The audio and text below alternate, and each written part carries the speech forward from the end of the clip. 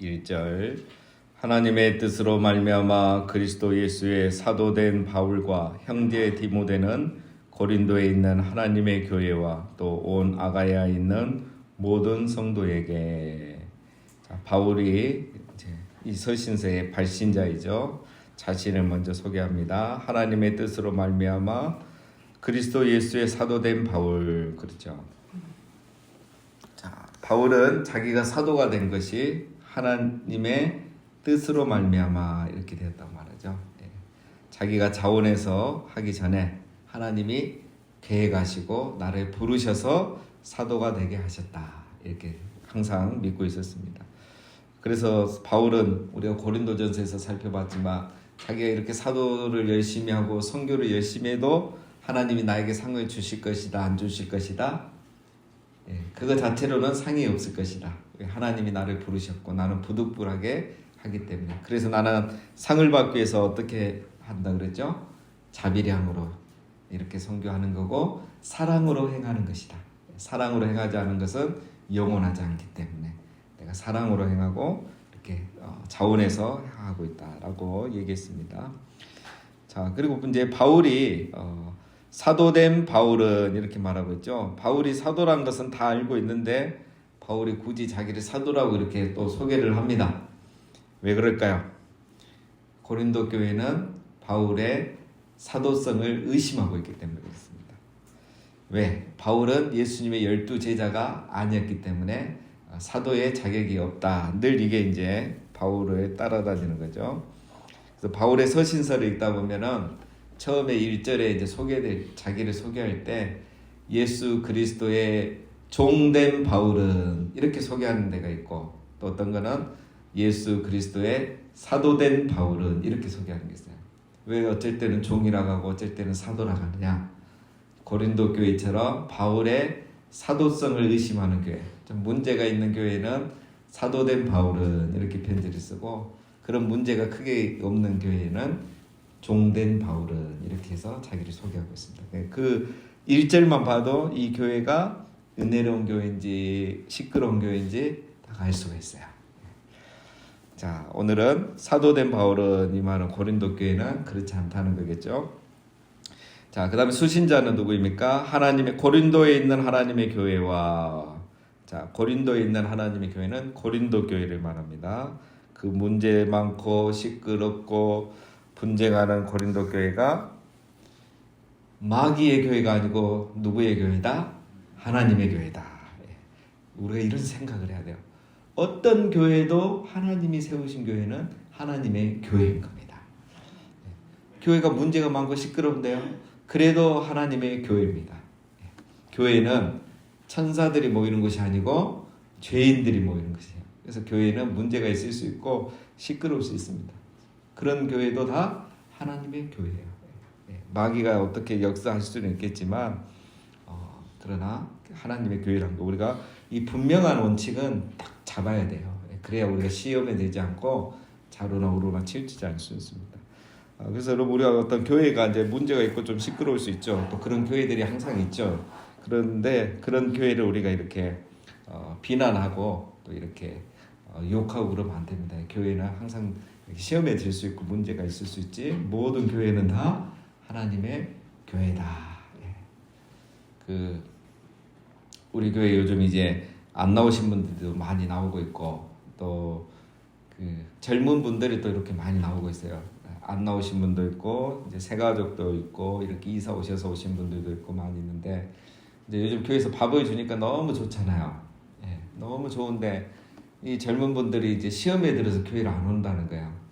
안 온다는 가정이 있어요. 그래서 왜 그러자니까, 밥 먹으려고 줄 서야 되는데 새치기를 하더라고요.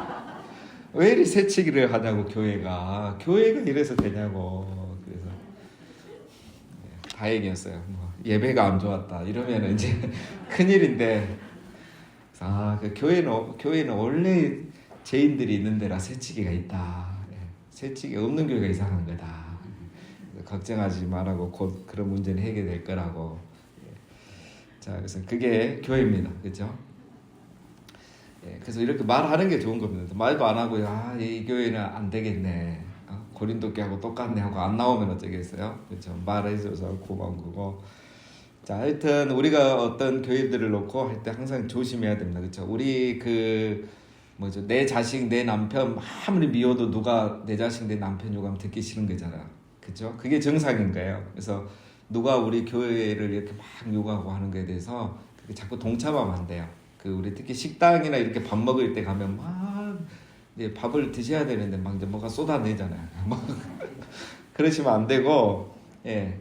안 믿는 사람들 다 옆에서 듣고 있는데, 그래서 제일 그때가 저는 낯뜨고요. 그래서 교회 밖에서 또 안 믿는 사람들이 있는 데서는 더더욱 우리가 조심해야 되고, 예. 교회가 어떤 이런 덜 성숙한 모습이 있는 건 당연하다, 이렇게 생각해야 됩니다. 자, 그 다음에 이제 또 수신자가 하나 더 있죠. 마지막에 아가야에 있는 모든 성도. 이 아가야는 지방입니다. 지금으로 말하면 그리스의 남쪽, 예, 남쪽 지방.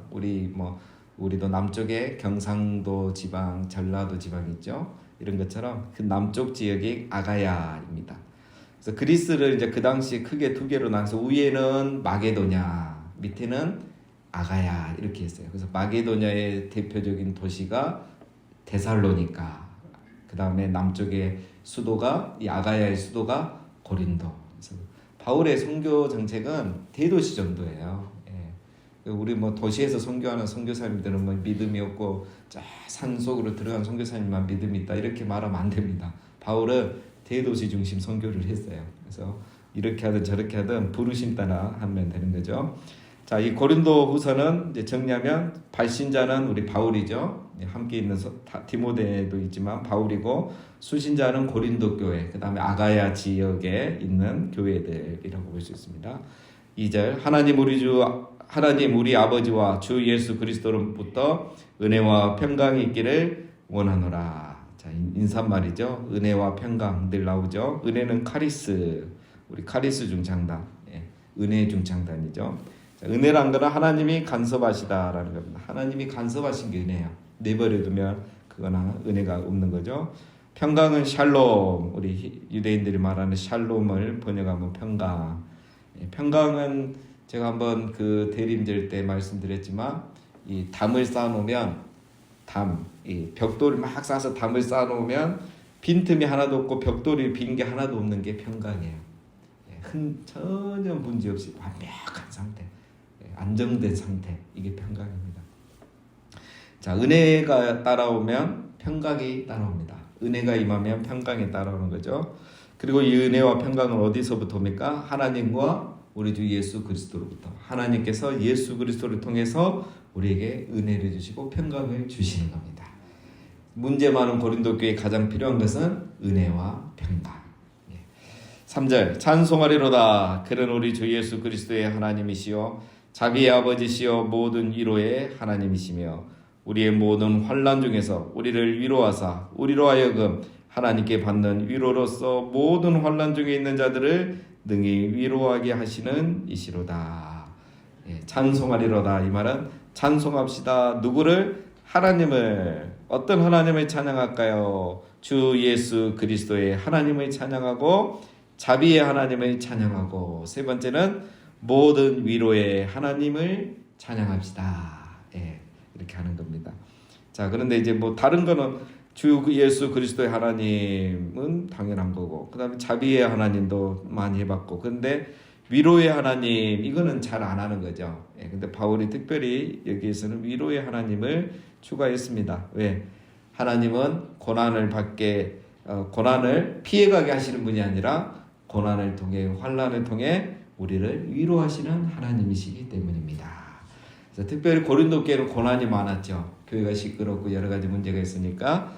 그러나 하나님은 그런 모든 고난을 통해서 우리를 위로해 주시지 않았느냐. 이 하나님을 찬양하자라는 의미입니다.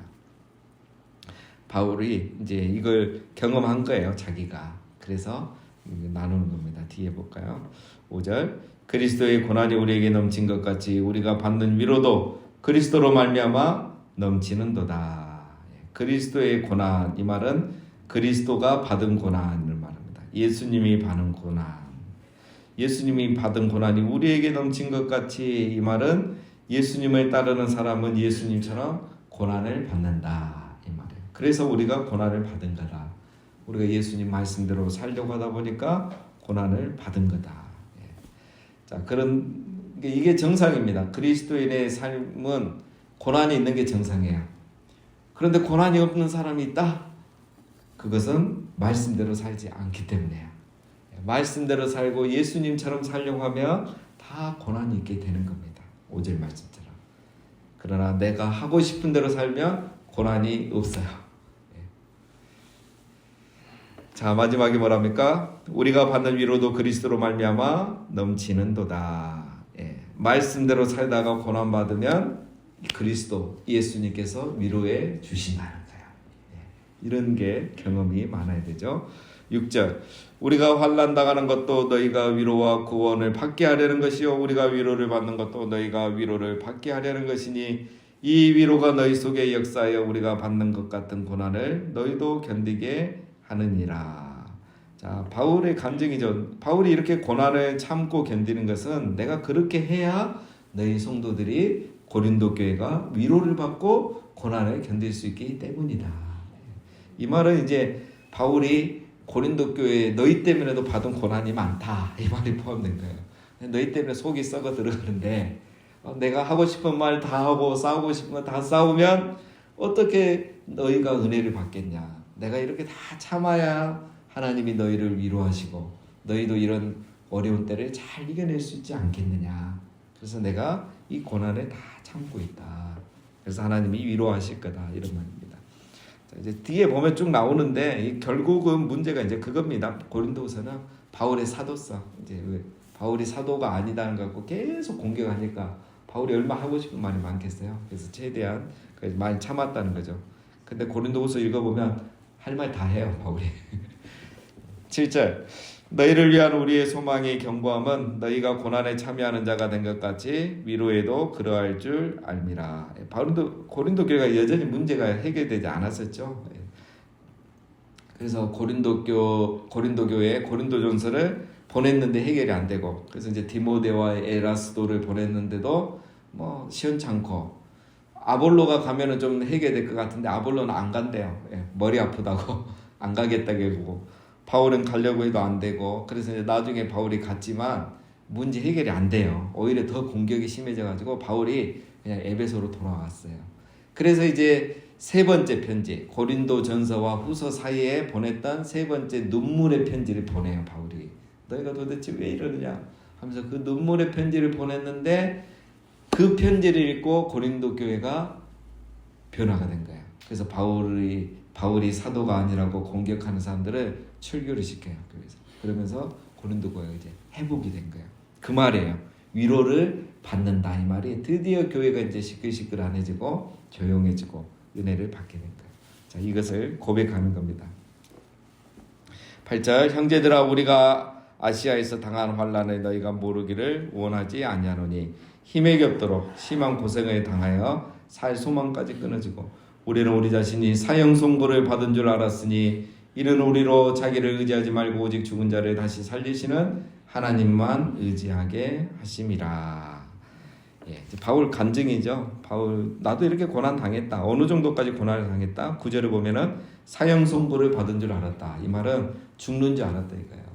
자기는 죽는 줄 알았다. 이제는 끝났구나. 그 생각까지 할 정도로 그런 심한 고난을 받았다.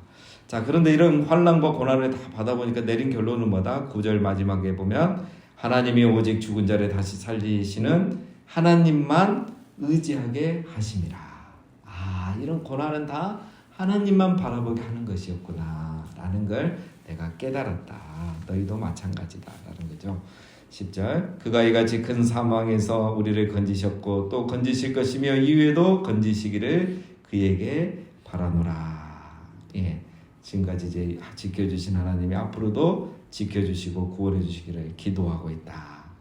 그러니 너희도 우리를 위해서 이제 기도해라. 이게 이제 결론입니다. 오늘의 결론 11절 너희도 우리를 위하여 간구함으로 도우라. 이는 우리가 많은 사람의 기도를 얻은 은사로 말미암아 많은 사람이 우리를 위하여 감사하게 하려 함이라. 너희도 이제 나도 이 고난을 끝까지 잘 이겨낼 수 있도록 너희가 계속 나를 위해서 기도하라. 기도하는 것이 나를 돕는 것이다 라는 거죠. 있죠. 자, 우리가 목회자와 또 선교사를 돕는 방법 중에 제일 좋은 방법은 그들을 위해서 기도하는 겁니다. 기도가 곧 동역인 것입니다. 자, 오늘 말씀은 여기까지 살펴보고